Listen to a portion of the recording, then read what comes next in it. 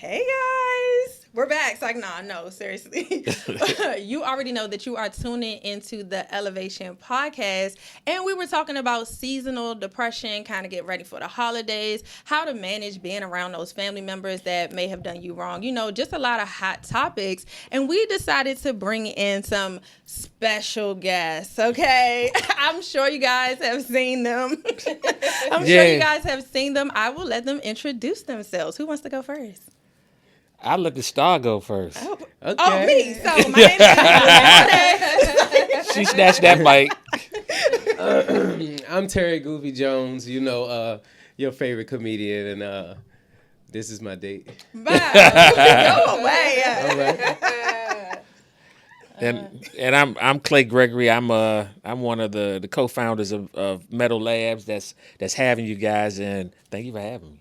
Awesome. Welcome back, guys. Yes, welcome back. Yeah. Yes. So we want to ask you guys you've been so cringy. Speaking of cringe, Right, speaking of cringe for the holidays. how do you manage that?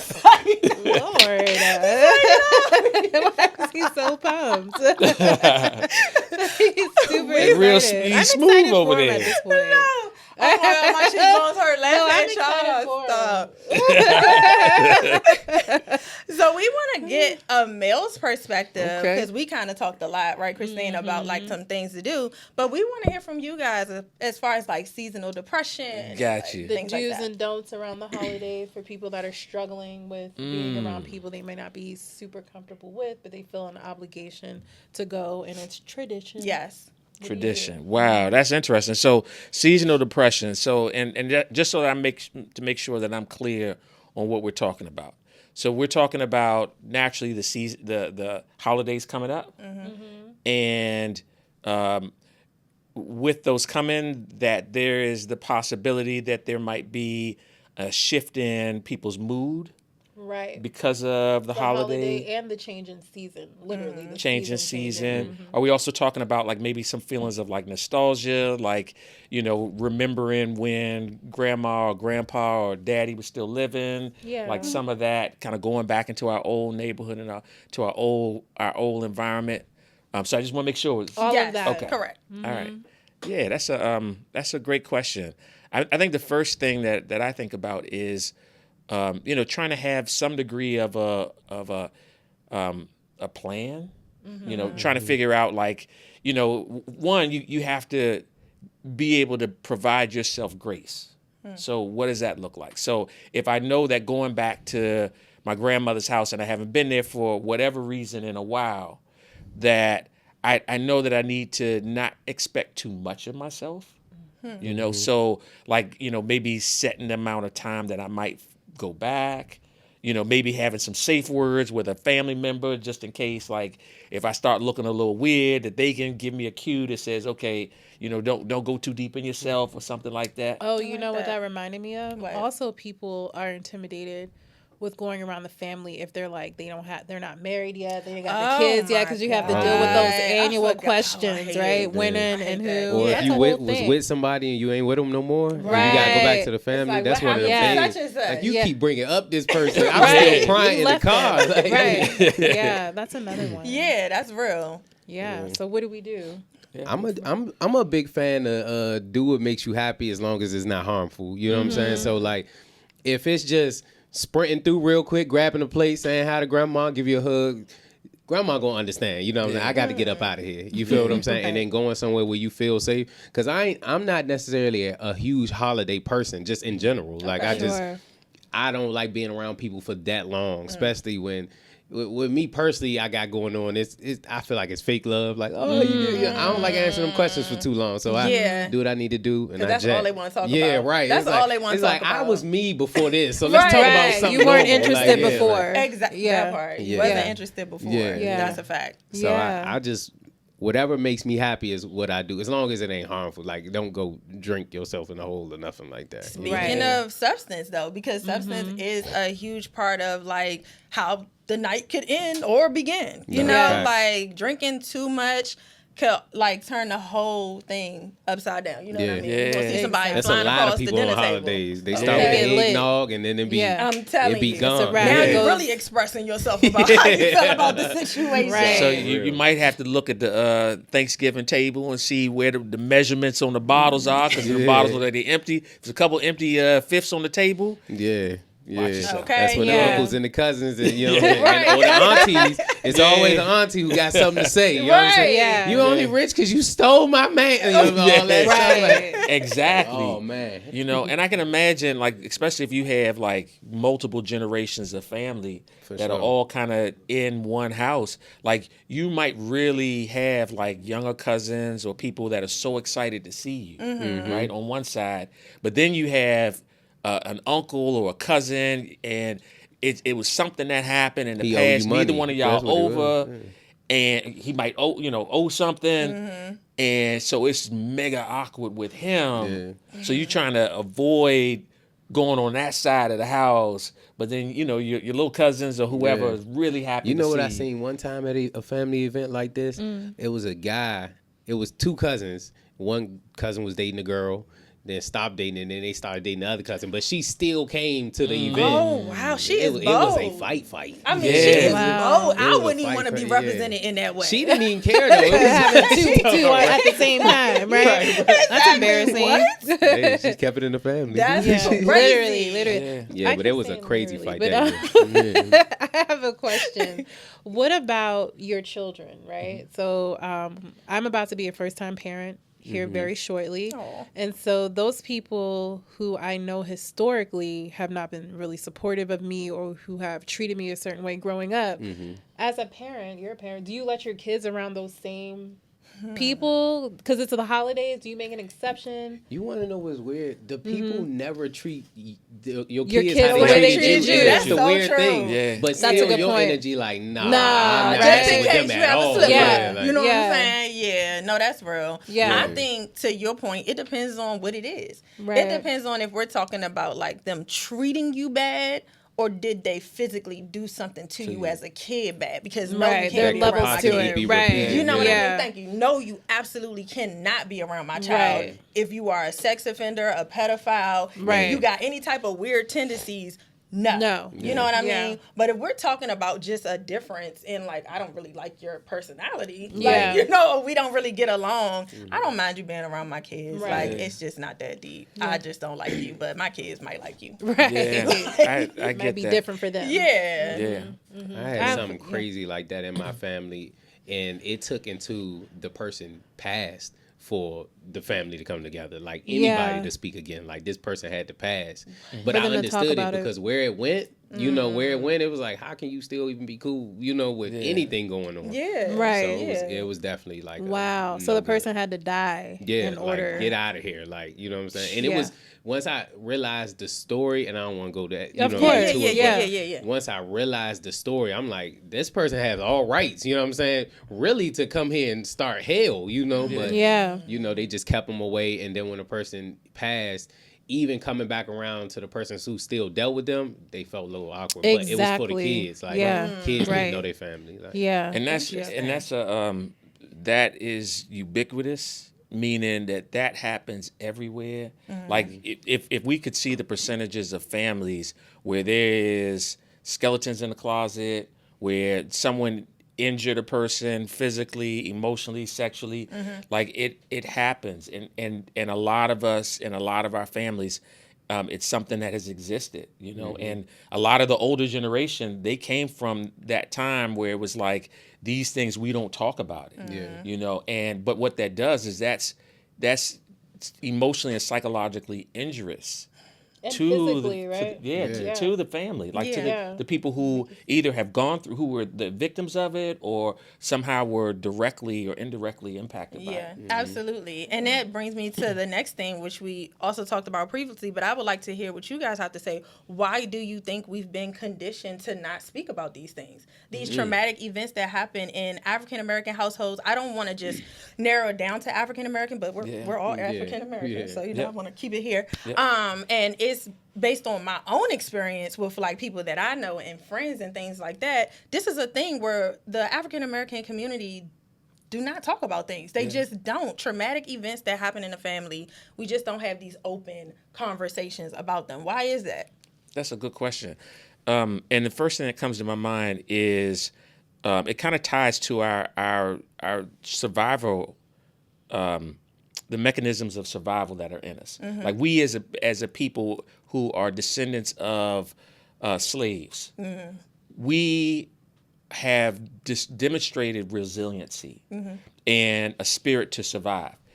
The challenge with survival skills and survival mindset is it is not the same as thriving, right? So you on one side you have what it is to survive, and you can see somebody who's homeless, who lives outside, who sleeps outside, and their skin looks bad because of the sun and all of that. They're a survivor. You know, they're exceptional at surviving, but that's different from thriving. You know, and so coming through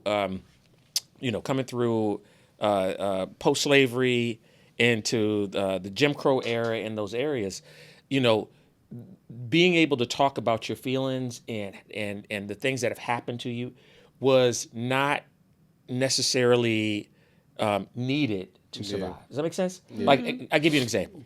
If you think of a black child and a black parent, right, during Jim Crow, and you had 2 water fountains, white water fountain and a colored water fountain. If your 6-year-old, you naturally being curious, would see a water fountain and one looks nicer than the other, which one would they want to drink from? Right? And so if you saw your child running over to drink from the water fountain, terrified. You would parent in a way that was based off of survival. You'd yell, like, if you told your child, "Get your ass over here," you needed to say that once, and if they didn't, it's a consequence, right? So, raising families and coming from a tradition where we had to survive that type of space, it caused us to go to basic means to survive, and communication and respecting other people's opinions and their feelings wasn't a priority. Yeah. Absolutely. Yeah, I think it's hard to follow what he just said. But no, I think one of the last things is communication that you said, and I think something may happen, and because it's not taught and nobody's speaking about it, you as a young person don't even know how to express what you feel or what just happened. It might have hurt or you may be angry, but most times when you hear hurt or angry, you like, sit down, go lay on the bed for a couple seconds, drink ginger ale. I don't know, whatever they told you, and those are the only things. And when none of that is working, like, I guess we move on. Ain't nobody else tripping. You know what I'm saying? Like, I guess I move on. And when you don't know how to, or that it is a space to express yourself, you just tend not to. Yeah, you just don't. Do you guys feel like that's more of a thing for men? No, I think it's for both. I think it's both. Different ways, but both. Yeah. And it's I think that's a fascinating thing you said there, Terry. Goofies. Is that like people not being in tune with their feelings? Yes. So like one of the things that we see, and we work with a lot of people who are justice related, coming home from prison or who have a case, and like when we're talking to them about like some of their emotional barriers or what they're trying to work through, and one of the common ones is like, I get angry or I get frustrated, right? And so we all can relate with what it feels like to be angry. But if you ever see like a somatic wheel, the anger, if you ever break down anger, there are probably 20 different sub-emotions that can be tied to anger. Yeah, absolutely. Right? And it might be something as simple as I feel undervalued or I feel unheard, and it's displaying as anger, but it's because nobody's hearing me. Yeah. Does that make sense? Yeah. So, and if you think of like, especially when you think of children, most of us never really were taught or provided an opportunity to be able to freely express themselves. I don't know if you all were able to tell your mom that you were angry, right? No, you wasn't out that, and that's so crazy because I said that. I'm like, grandparents be like, "You're not old enough to be mad." What you got to be mad you ain't got about? no bills. You ain't, you know what I'm saying? You don't have the hardships of life yet, so you don't even have the right to be upset. Yes. So yeah, and I spoke on that too. It's so interesting that you went there because I talked about slavery because I was like, I feel like I thought I was taking it too far, but you let me know I wasn't. So thank you for that. And also just me being raised by a single mother and how she, intentionally in her survival mode raised me to be extremely strong, where I don't feel like it's always warranted. And I didn't learn that until I got older. Like, yeah, I don't need to be this headstrong. Like, it is. They just asked me if I wanted broccoli or spinach. And I've been like, why you asking me which one? Is there something wrong with the broccoli or is there something? It wasn't necessary. Just overly defensive because she was preparing me for a world that she didn't even understand herself. And so I think that in itself really had me, like, once I got older, I was like, I want to get to know myself better, have a little bit more self-awareness, and I want to like articulate and talk in a way that doesn't come from a scorn or a terrified place or a damaged place of thinking something bad is going to happen to me. Thank you. Yeah. There's that's amazing. We do something around here called neurofeedback, and neurofeedback is brain mapping, and it's fascinating. So the way in which our brains can be wired, everyone's different. Like a fingerprint, like the zebra stripes, right? Like every zebra stripes are different. Everybody's brain is different. And it's fascinating how like a lot of this is patterned, like the information that we can gain from that is patterned off of, or it helps us to understand how a person interacts with the world and their nervous system. Okay, and so our nervous system has multiple, let's call it gears. Right? One gear is called the sympathetic nervous system, and then the other one is called the parasympathetic nervous system, and they're gears. When your sympathetic nervous system is turned on, you are basically in a state of fight or flight, and you are listening and prepared for something to be wrong, or there to be a battle, some sort, right? I need to either run at it, I need to cut somebody out, I need to get out of here. That's where we are. And then the other is parasympathetic. And parasympathetic, when that's activated, you are cool, calm, and collected. You're able to listen, you're able to be open-minded, you're able to have a conversation, you're able to share.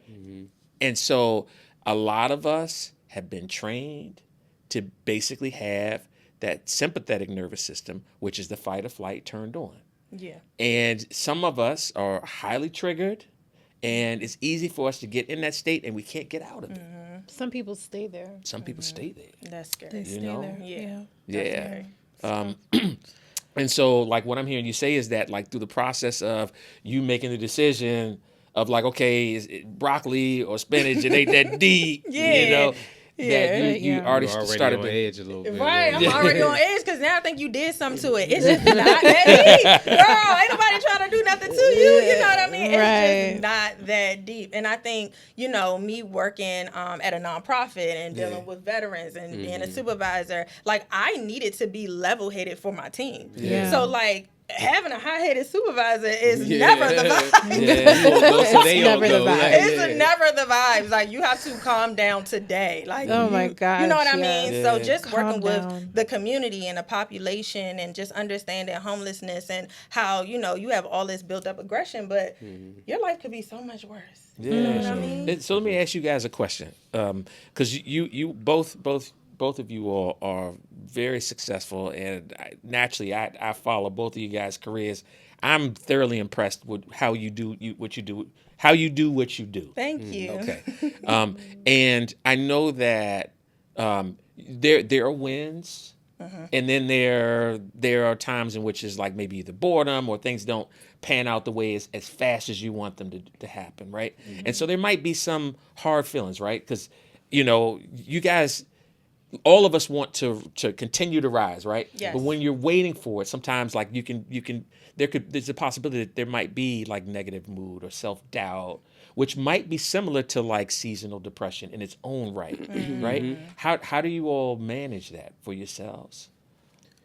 I go back to my basic steps. Like, I always, it's a weird thing I used to try to do. Like, I would try to get back to a moment where I was good. You know what I'm saying? So at one point I listened to John Legend a lot, right? I would listen to John Legend, then I would work out, I play basketball. I would just do whatever I did when I was having fun and I was at my best. And then eventually I forget and kind of come back. You know what I'm saying? But I don't really think I figured out a method to get out that mood. You know, I would just keep working. I just keep going. But I don't know if it worked, you know. I just kept going. You know? Yeah, I would say the same thing. I am surrounded by a bunch of positive people.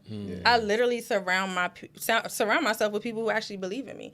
So like when I'm not feeling it and I don't have it for myself to give to myself, I have people that I can call and I can talk to. And be like, "You're so dope." Yes, I need to be sized. Okay, like it's not a big deal. It's but crazy like, you say that because I don't even like to accept that. You know what I'm saying? Really? And I think that's just a man thing. Like I can't call nobody and tell me I'm having a bad day. Like, I'm struggling right now. Like, oh man, you nah. can call me. I will cite you because I think you're doing phenomenal. Yes, I will. Because You gonna be it's mad? true. I'm like, no, I don't. Yes, you do. Nah, Yes, you do. But having those individuals around you who see light in you when you don't have it for yourself is really important for me. And like, I journal a lot. I talk to God a lot. You know, like That's one thing too. Major thing. Yeah. I'm telling you, like, keeping my faith strong lets me know I'm on the right, because it was never my time. And I can always say, oh, I want this by this time and that, but it's always God's timing, right? And with that, you need patience. And I can't rush him because he may be saving me from something that I'm rushing to get to. I don't know what's in the way. He could be building something that it's not ready yet. You know what I mean? And so I just have to believe that in spite of just my feelings and what I'm going through, that it's always going to work out for my good at the end of the day, no matter what. And so that's really where I just keep my head at all the time. Yeah, I love that. And you said that he might be building something that ain't ready yet. That's powerful. Kristen, how about for you? Like when things are not going as I planned. like the whole kind of around the like seasonal season. Well, I think just over time I've learned to create appropriate boundaries around things I want to do versus what I do not want to do, and I just stick to them. And I don't think as much around how other people are going to feel about it. I'm more concerned with myself and how I feel. So just creating boundaries, sticking to them, and knowing that by God's grace, the next day is going to come if I didn't do the thing that I really just didn't feel like doing. Especially in the role that we're in. We are stretched every day. We're responsible for a lot. And so in my personal life, I'm very structured in who I communicate with. And my wife is the guru of the power of the word no.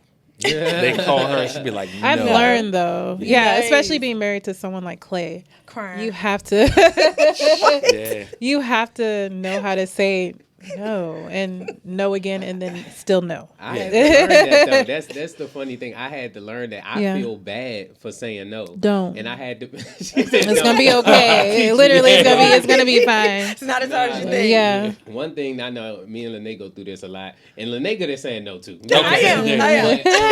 But, we'll walk around and one of our ways to make money is through promotion. But somebody will walk up on us and be like, make me a video right now. And it's like, I don't got it in me to be like, nah, you know what I'm saying? There's a struggle, but it's certain ways or certain people you got to have around you that's just going to either block it off or you got to know how to say no in the best way. Yeah. Right. Without Yeah. people or tarnishing the relationship. Yeah, just agree. And sometimes you don't even have the bandwidth to try to not be offensive. I'm not saying like curse at anybody or anything like that, but no. Yeah. Because I've, the thing is, that might be a topic for another day because I don't want to go too far down the rabbit hole. But, sometimes no ends up being it's like the easy way out sometimes. Like because what we're talking about, like seasonal depression, the holidays, going to an event where maybe the easy way out is the no. Yeah. But the possibility of like what it might mean to someone else, like that little cousin who loves you to death and hasn't seen you in a while, or a grandmother or something else. Like there might be other things. Arrange another time, when that person isn't gonna be around. We will get together. But everyone has to find their own measurement. You have right? to. So True. What about for you, Clay? We all gave our answer. What about you? That's a good question. So I try to do the best I can to stay inside of my routines. And I think what I've learned in my life is that, because I've had good times, I've had difficult times, I've had crisis. And for me, be the same person, do the same things through the entire time. You know, if I'm anxious about something, exercise, eat the same things. So that's what I attempt to do. And then if I need to, you know, if it's even worse than that, like even where I struggle to do my normal things, then you know I've got to check in with Christine. I got to check in with my family members. You know, I got a couple solid stand-up men, you know, that I can hit up, and they're gonna coach me through it. You know, of course, prayer, fasting. You know, Yes. stepping back off of that, and then you know, if especially if I have to operate naturally, like I still have things to do, I have to go to an event or something like that, then you know I'm gonna have my little mantras.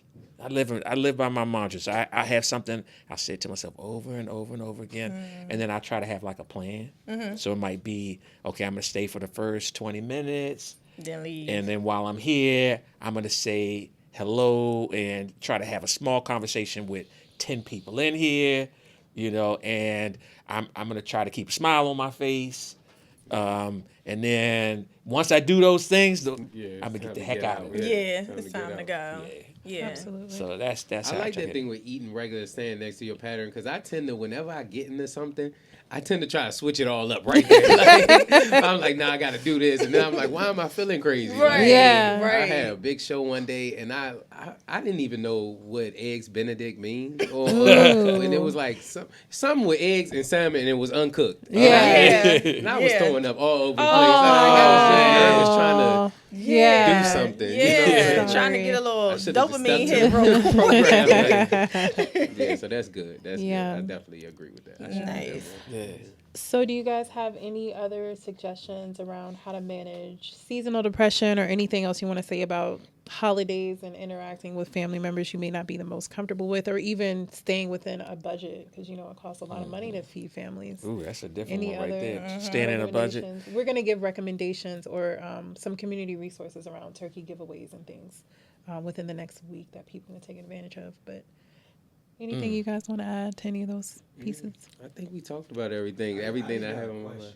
Oh. I just found out there is two versions of seasonal depression. Seasonal depression, as in The season. Season changes. the Yeah. season changes, and then seasonal depression, as in is The one- holiday. season. Yeah. So, how do a person go with that one if they can't travel, they can't get away from the cold? Because that's how a lot of people get depressed. They the warm, the sun, and all that. Right. We gave some recommendations in Yeah, our, we Yeah. did. our And- early. You need We did. vitamin D. Yeah, it's interesting how trauma. So that there's a book that's well received, which talks about how trauma is stored in the body, and how the body interacts with the world out there is through its senses, through sight, through smell, through hearing, through taste. Right. So if someone has had a traumatic event that happened during Christmas, then what can happen is as the weather begins to change, there can be a part where the body automatically starts to sense that the season is coming. Okay, so I once saw a piece, and it was a neurologist talking about a case that he had of a lady who was in a really bad car accident. And it was so severe that they had to medevac her to the hospital. She was unconscious the entire time. But, you know, years down the road, when she would hear helicopters, it would trigger anxiety. And the fact is, she doesn't remember the helicopter ride. And it was only through a long, extensive period of like therapy and analysis were they able to uncover that one of the things that happens is that when she hears a helicopter, that is triggering that experience that she had. So to the question that was asked about how when the seasons begin to change, how it could be where a person their body can start to anticipate that they're going to be coming up towards the season that happened. You know, which is different from cognitive, right? So, because we can have a memory and we can be alive with, like we were talking about, where, okay, we know, you know, during Thanksgiving we're going to see the uncle who used to beat us up. And we really don't want to run into him. So that can be playing in our head. So that's one way. But what you're talking about is a seasonal depression in which the body is sensing it. So it's through the less sunlight and things like that where it's affecting them. Nice. So what did we do? Environmental wellness. Environmental but we kind and of social. struggled with social. So I want to give it to you guys to give some social wellness on what people can do for the holidays. Like if what? Okay, I'll take a stab at it. So figuring out ways to be able, so social wellness. How do you practice social wellness during the holidays? And so one of it is what would be things that you'd want to add in to make you feel good? What would be things that you could take away that keeps you from feeling bad? And so things that some keepaways would be, avoiding people, places, and things that, in particular people that are negative and things like that. So, sometimes we don't even see it coming, but, we got somebody going and ask us to bring a cake or something. So that might be one, right? And I think that's a good point because social doesn't always mean going towards being social. Yeah, you that may is true. want to pull back. And we were more on the antisocial tip, I We was think. definitely anti-social. So yeah. But the other is thinking of other ways in which you can be neighborly or be, a good family member. So, what about those cousins you haven't talked to in a long time? Like, come up with a plan of come up with a list of 10 people that you haven't spoken to in a while and just do something nice. Send them a card. Nice. Say something nice to them.